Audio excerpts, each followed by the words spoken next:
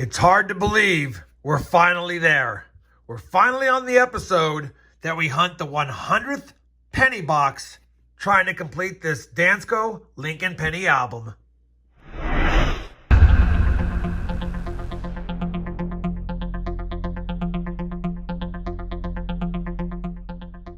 Hey everybody, it's RobFindsTreasure and welcome back to my channel. Like I said in the intro, we are on box 100 of this Penny Hunt and Fill series.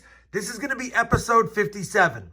Now, I wanted to do a one box hunt just so we can end on box 100. Not that the series is ending, but it's a nice whole number to end with for the video. That being said, being a one box penny hunt and the fact that some of my boxes lately have been pretty light, this could be a pretty short episode. If it is, I will add something to the end, maybe show off a couple of varieties just for fun. But if we have enough finds, it'll just be a one box hunt. As a quick reminder, if you've missed the first 56 episodes, I always have a link to the playlist starting at box 1, linked both down below as well as pinned up here for your convenience. Also, I get asked quite a bit if you're interested in any of my coin hunting mats. In particular, this one is the penny mat. Then I always have a link to those also both down below. And I'll even try to pin one up here for you to check out if you so desire. Now, I went ahead and popped the top of this box like I have to make sure I had circulated cents. And I do. It does look like it's pretty promising with the amount of copper ends that are showing, but I didn't see any wheat cent showing. So we'll have to search the rolls to find out if we have any.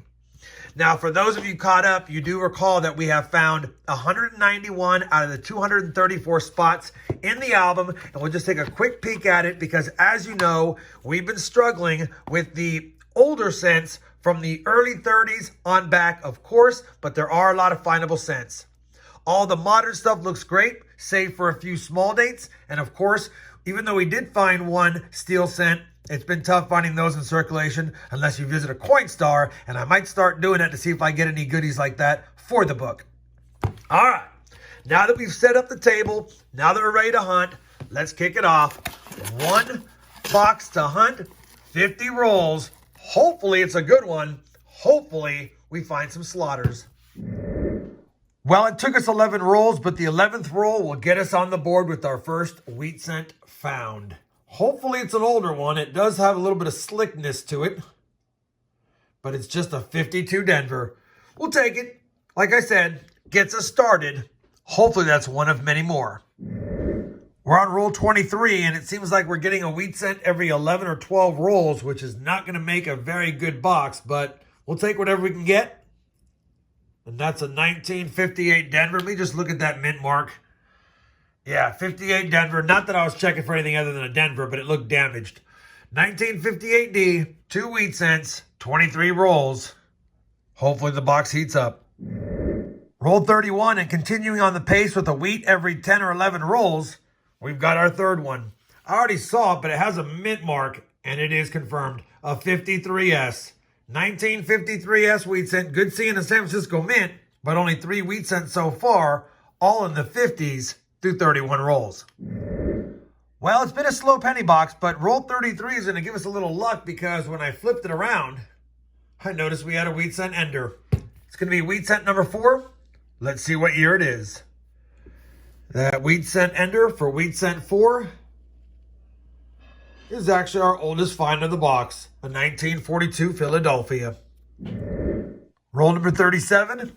We're going to have another wheat cent, and it's going to be our 5th of the box. And I'm hoping it's old by the reverse. Maybe. It's not old, but it's older. 1948, San Francisco. Well, unfortunately, we finished the 100th box of the series, and it kind of went down without much of a fight. Only 5 wheat cents. I mean, it's better than a couple, but it's not near my average of 8 to 10. And really nothing old. The 42p was the oldest. 2 40s, although we had 2 San Francisco minted coins. Everything was pretty much in the 50s or the 40s or the late 40s.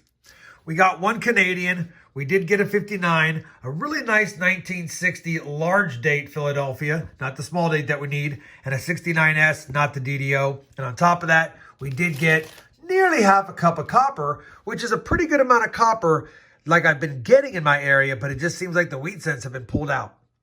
That being said, let me just go ahead and double check all the finds against the album, see if we have any additions or upgrades, although I can tell you there's going to be no additions, but maybe an upgrade. We'll have to take a look. I'll be back with a look at the book in just a second. Well, I've compared the finds, and as expected, nothing for the album. So after 100 boxes hunted, we have 191 out of 234 spots filled, just 43 more cents, as it's been for a few episodes, but the further along we get, the harder it's going to be. I made mention of it in other videos that once I hit 100 boxes, I might start mixing in some customer rolls. I'll try to get some customer rolls over the next couple of hunts. We'll have to see how that goes, but I am expecting some trade boxes for some other states, and maybe those will bode well for us and get us back on the board. That being said, as I also stated, we're going to go ahead and show you a couple of my better finds that I've gotten slabbed from PCGS. We'll take a look at those now, and then we'll come back and do a final wrap up. Figured I'd show you some of my better finds as far as varieties or mint airs through just coin roll hunting. We have located ourselves a few of the 1941 DDO FS 101s. This is the highest grade one I have found in circulation so far, an XF40. We've also found the 102 from the same year, and I got an XF45 on that one. A long time ago during a hunt, I went back and looked at all my 44Ds, and I did find a 44D over S. We got an XF40 on that one. And then in one of my uncirculated hunts, I did find a 1960 D over D. Got an FS 502 with an MS 66 red. I actually found quite a few of these and sold a lot of them raw and submitted a handful for grades. A lot of them got 65s. This one got the 66, so I kept that one for my personal collection. You saw it in one of my PCGS submissions. I had actually found an unplated zinc planchet, didn't have the copper plating. I have a few of these that I wanted to submit, but I submitted this one because it was the best candidate, and we got an MS62 on it. Can't get mad at that. I also found a 94 DDR FS801. I actually submitted one of these for one of my viewers that got the top pop MS67, and I found this one. I thought, hey, why don't I go ahead and give it a go and give it a grade? And we got a 64 red. These don't fetch a lot of value until they hit 65 red or better, but I'm not mad at a 64 red. And then finally, the best example of a 98 wide AM that I ever found and submitted. We got a 65 red on that one. Can't get too mad. At the end of the day, you can and do and will find goodies if you hunt enough boxes, although this box didn't give us much. Still, I'll never turn down a good penny hunt because you never know what the next box might have in store. Hopefully you guys enjoyed this one box penny hunt. It got us to 100. I know it wasn't full of fun and finds, but we got to keep looking for them if we're going to find them. If you did, I'd appreciate that thumbs up. And as always, everyone, happy hunting and thanks for watching.